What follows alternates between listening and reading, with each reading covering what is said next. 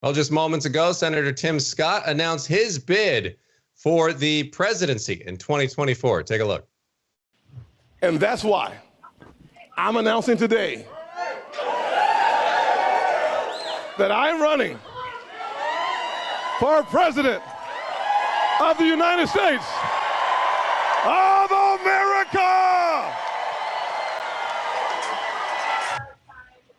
Well, an energetic announcement there, and someone who was there to witness it is CBN White House correspondent Abigail Robertson, and she joins us now. Abigail, how are you? I am doing well, and you were right. It was a very energetic announcement. He was announcing his campaign to a warm and friendly crowd here in North Charleston who were very excited about today's announcement. I mean, it wasn't the biggest auditorium, but it was packed. There were people to the doors, and just a lot of energy in that room today.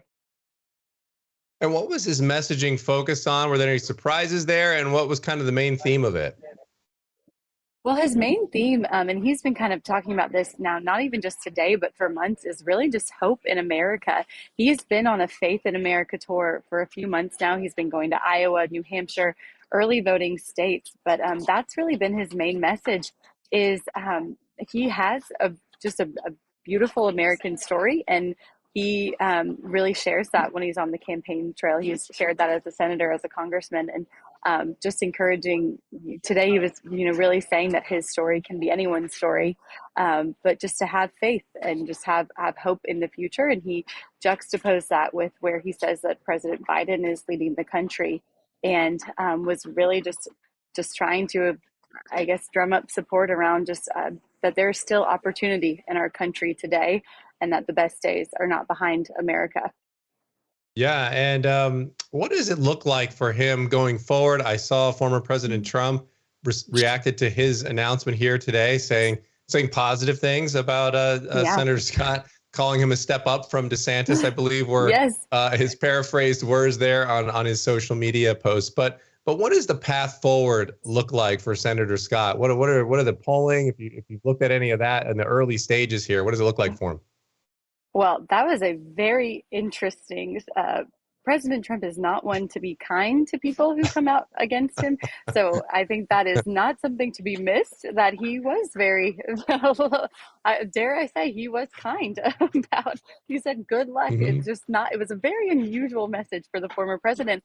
And this is something I think, I will be watching very closely, because they have had a friendly relationship, and they really did seem to former President Trump really did seem to like and admire Senator Scott when President Trump was in office. They worked together on opportunity zones, and they have seemed to have had a friendly relationship. So it's going to be interesting to see how Trump handles Senator Scott, because, we've already seen the gloves come off with Florida Governor Ron DeSantis, but that doesn't seem to be how Trump is starting Senator Scott's run, by kind of going on the attack. So that's going to be something to watch for sure. And as far as the strategy, his campaign, they say they know what the polls are right now, but they pointed to back in, I guess it would have been 2015, when Scott Walker was about to,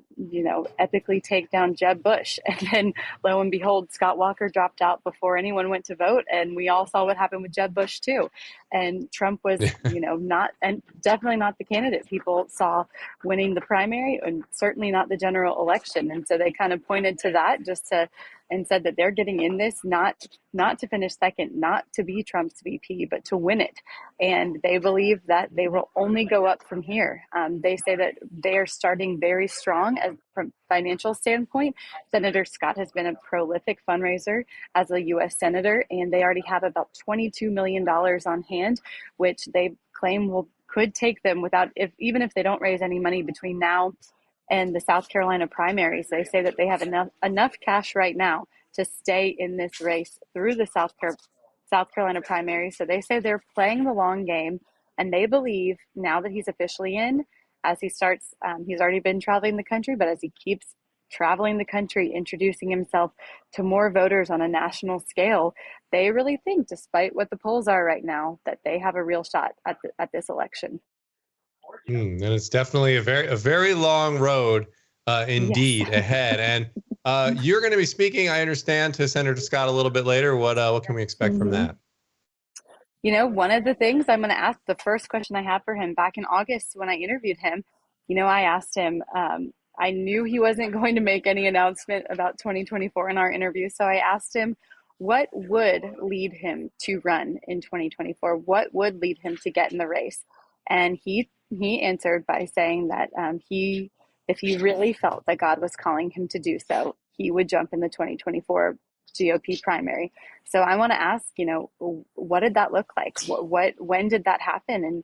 And how, and what did that look like when he felt like God really called him to make this announcement today and to go forward in this race?